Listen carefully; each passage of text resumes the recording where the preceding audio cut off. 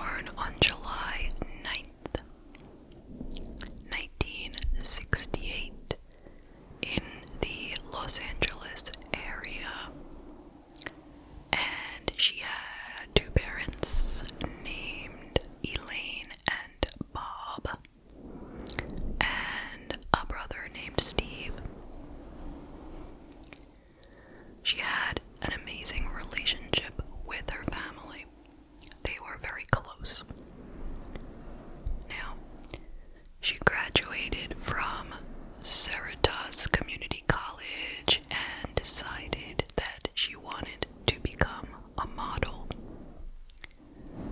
But the thing is, she was only 5'3".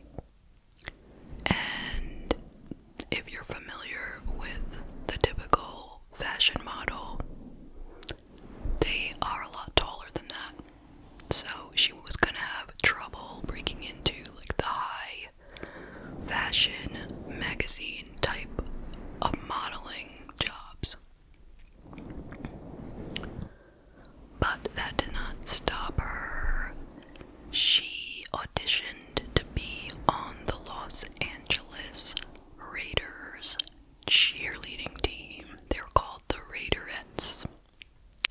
And there was a lot of competition, but she got a spot on the squad, which was an amazing way to start her career. And she was on that squad for 5 years. In her 3rd year, she was even named Raiderette of the Year. So after the 5 years, she left the cheerleading squad, and she started getting modeling jobs for swimwear layouts, calendars, car magazines, catalogs, beer posters, and Fredericks of Hollywood, just to name a few.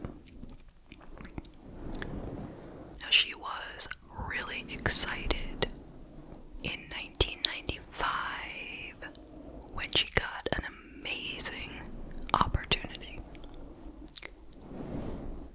She got a small role on Married with Children, and she knew it was time to really put all she had into her acting career. This could be the beginning of a very fruitful career in acting, you know? So, between all that she was doing at the time, the acting, the modeling, she was extremely busy. And she said yes to almost everything that came her way. She just wanted to make sure she did not miss a single good opportunity. And employers loved her because she was hardworking and very reliable. So she had a good reputation going, like she was doing everything right. So, on November 16th, 1995, she was 27 years old, and she was living in a small cottage in Hermosa Beach, Los Angeles, with 3 friends. And that morning, she spoke to her mother on the phone, and she told her that she had a costume fitting appointment for Married with Children later that day. But she also had a photo shoot before the costume fitting, and she had to go. She was in a big rush. She didn't get a chance to tell her mother any of the details about the photo shoot, but she said, "I will call you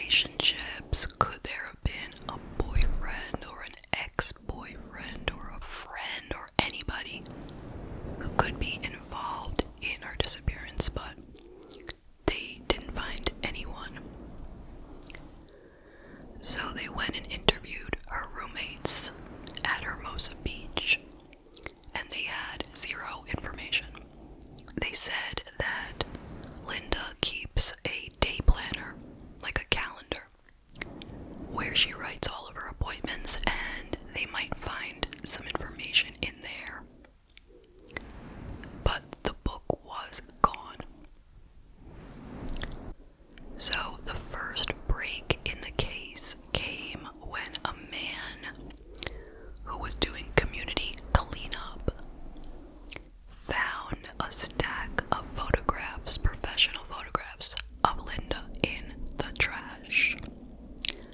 This was at the Angeles National Forest, which is 25 miles north of Los Angeles. Now, he didn't know about the fact that she was missing, but he saw the photos in the trash and he liked the photos, and he took them out of the trash and brought them home. Side note, I think that's a little weird, but I'm glad he did it. Because then a few days later, he saw her story on the news, and he knew that that was the woman in the photos that he found in the trash. So he brought the pictures right to the police, and he told them where he got them. The police went right over to that same trash can to see what else might be there. And they found her day planner in the trash. And they turned immediately to November 16th, the day she went missing. And it was torn out. Like somebody was really thinking this through. And immediately they knew she was in danger and she might have been the victim of a homicide. They had a very bad feeling when they saw the page ripped out. They also found in the trash a leasing agreement. A Lexus SUV had been rented from a car rental agency by a man named Charles Rathburn. So could he be the person who put the pictures in the trash? Well, maybe. So, of course, they went to the car rental agency and they got the car and they searched it. It had been very well cleaned, but they were able to detect some blood, human blood, in the back seat. Now, nothing came up about DNA. I'm not sure that they were able to use DNA in 1995, but it was human blood, so at least they had that, which was a bad sign for sure. And they called up Charles Rathburn to talk to him. And he said, yes, he met with Linda that day. Yes, he is a photographer. He was 38 years old. And he said they met at Denny's restaurant. And they talked for a bit about her portfolio. And he gave her some advice. And they were both very busy. They both had appointments later in the day. So they parted ways at Denny's. And he does not know what happened to her after he left Denny's. And they said, can you come down to the police station to, have a formal interview? And he said, sure. But he did not show up. And I suppose they couldn't, put out a warrant for him or anything, because what did they have on him, really? Not much. They could tie him to Linda on the day that she went missing, but that's about it. So they sent some officers to watch him,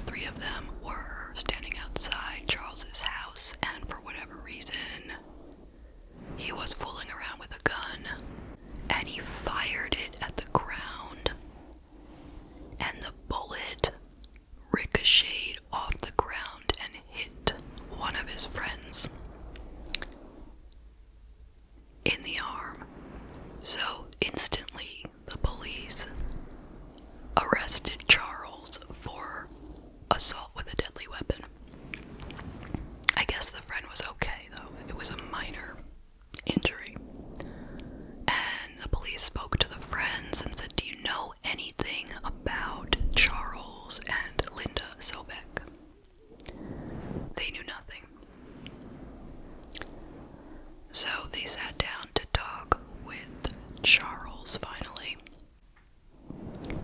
and he changed his story. So his original story was they met at Denny's and then they parted ways. So he said, we met at Denny's and she agreed to go with me to do a photo shoot. Because I had gotten this car, this Lexus, and I wanted to have her in some photos with the car. So we drove out to the Mojave Desert, where they took some photographs of her in the car at the El Mirage Dry Lake Bed, which is about 40 miles from the Angeles National Forest, where the photos were found. So he had this idea, he wanted to take pictures of her doing donuts in the Lexus. And she couldn't quite figure out how to do it. So she got out of the car and he got into the car and he started doing the donuts just to show her. And he hit her with the car while he was doing the donuts by accident. And she died. And he panicked. So he took her body to that forest and he buried her. He agreed to take the police to the spot where he buried her. And so they headed off to the forest, where he just dragged them around in circles all day and just said he could not find it. He didn't remember. Because he was better off if they didn't find the body, let's be real. There would be evidence on the body, I assume. So they brought him back to the station without having her body, and they booked him for murder. And they went back to look at the Lexus, because he had said he hit her with the Lexus. So there should be a dent on it, right? Well, there wasn't. No dent. It did not seem that the Lexus had hit her at all. And then they went to Charles Rathburn's house and searched it, and they found more than 100 firearms. Why would he have that many guns? I don't know. And he also had a pack containing a cord and duct tape, stuff that you could use to bind somebody with. Now, while he was in custody, it seems that he attempted to take his life while he was using the razor that they gave him for shaving. And he had written in blood on his wall, quote, "I'm sorry, I didn't mean to hurt anyone," end quote. And he was taken to the hospital for his injuries. And the wounds were very shallow, which led investigators to believe that he did not really mean to take his life, but he just wanted to make it look like he had remorse. And while he was there, one of the investigators spoke to him and said, "Listen, her family really wants to have her body back." You know, they spoke nicely to him. They tried to appeal to his sense of empathy or sympathy or whatever, and he agreed. So he went with them in a police helicopter, and he was able to show them where the body could be found.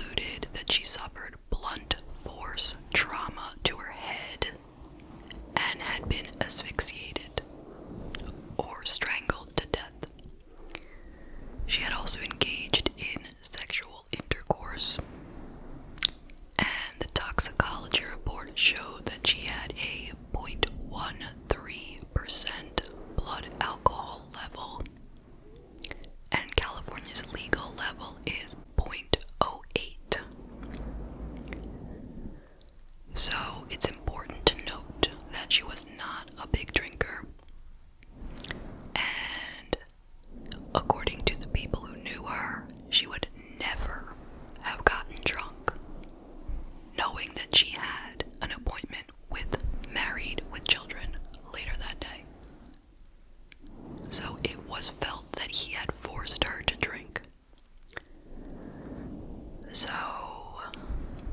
as they were looking at the details of this case, the investigators started to notice a lot of similarities between Linda's murder and some other murders that had been unsolved. One of them was model Kimberly Pantelios, who was found dead in a Southern California national park in 1992. And witnesses had said that she and Charles Rathborn were acquaintances, and they had met at a Denny's restaurant back in 1992.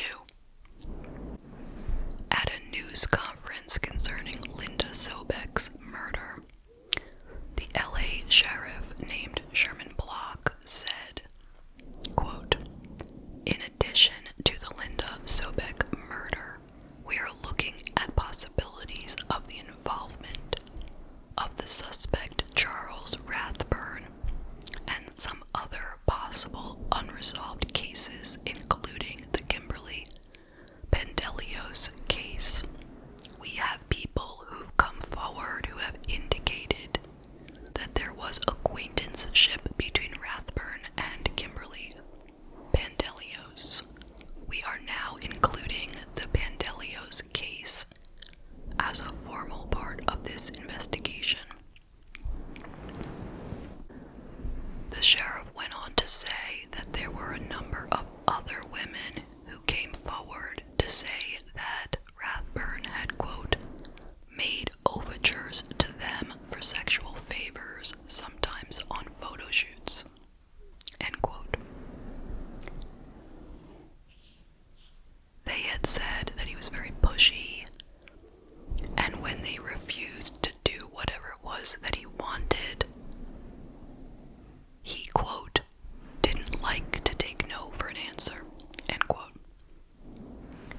Not only did he become a person of interest for the Kimberly Pantelios case, but he was also a person of interest now in the murder of Stephanie Hummer, an Ohio State University student near where Rathburn's father lived in Columbus, Ohio, and he himself was once a student at OSU.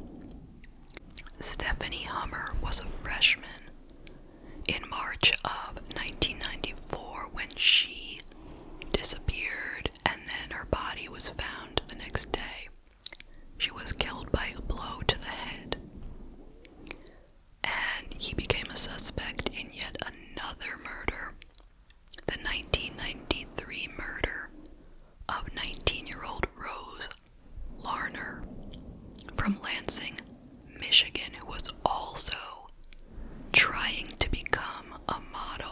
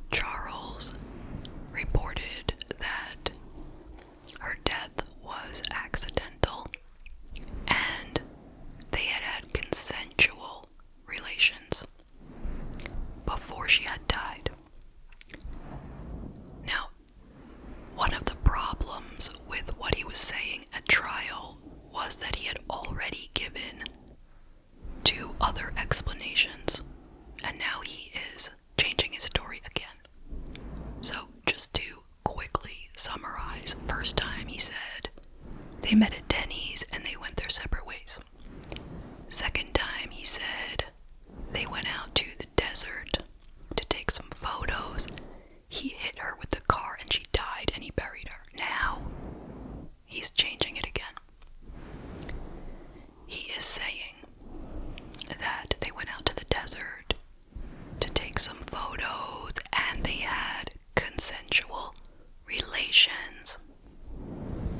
Then he hit her with the car and she was injured. She wasn't dead. He was trying to calm her down after hitting her with the car, and he accidentally strangled her to death in that process somehow. And then he buried her. So that's his new story. And he said he has photos of her that would prove that they had consensual sex. He had thrown away 5 rolls of film in the desert that day. And his brother went and retrieved the film from the desert, and he had it developed. The first 4 rolls were pictures, typical modeling pictures. Although some of them did show like torn stockings and things that just didn't look quite right. Like some of them almost looked like she really didn't want to be doing the modeling, like she was being forced or, something. But you couldn't say for sure. But then the 5th roll had pornographic photos. But that roll of film had also been double exposed somehow, so it was damaged. But of course, the experts looked at these photos under a microscope, so to speak, and they came to notice 2 things. One was that the photos were taken in a car, but the car was not the Lexus. They could tell because you could see the steering wheel, and it had a different logo. It wasn't a Lexus, so this couldn't have even been the same day. And there were certain things about the woman in those photos, like her head was not in the photos. But they could tell that the hands of the woman in the photos, the hands did not belong to Linda, so it wasn't her. So those photos were of no use. Not that those kind of photos would prove consensual relations anyway, if you ask me, but whatever. So on November 1st of 1996, after a 5-week trial, Charles Rathburn was found guilty of first-degree murder and sexual assault of Linda Sobek, and he was sentenced to life in prison without the possibility of parole. And I believe that to this day he remains in prison, where he should be. Now, regarding the other 3 women that he was a person of interest for, turns out he was innocent of those 3. Surprising, right? In 1997, John Ortiz Kehoe was convicted of murdering and dismembering Rose Larner. In March of 2006, David Raidmaker, who was 42 from Burbank, California, was sentenced to life in prison without parole for the Pandelios murder. He had been using the pseudonym Paul, and he had lured her into the Angeles National Forest for a photo shoot, and then killed her when she resisted his sexual advances. So that is very similar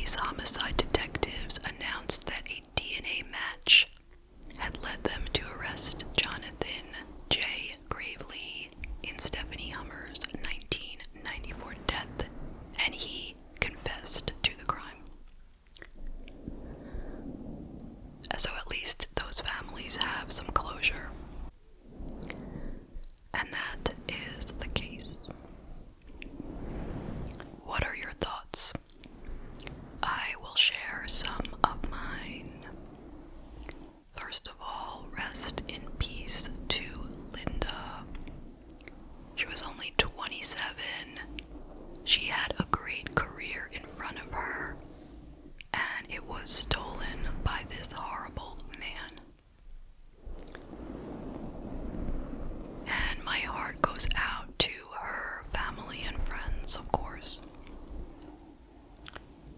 So, can we learn anything from Linda's murder? Now, before I get into that, I am not trying to blame her. I don't want you to think that. Not at all. But what can we take away from it? Well, I told you earlier how she was very eager to work. She was taking everything that came her way. She didn't want to miss an opportunity. She remained very, very busy, right? And this guy, Charles Rathburn, he was a freelance photographer, so he didn't come along with any of the agencies that she was working for. And I don't know what he said to her, but I'm assuming he must have been promising her something good, right? Because why would she have gone off with him in his car to do that modeling shoot alone in the desert when she knew she had an appointment with Married with Children that same day? I'm thinking he would have said it, it won't take too long. Come on, we'll get it done by X time, I promise.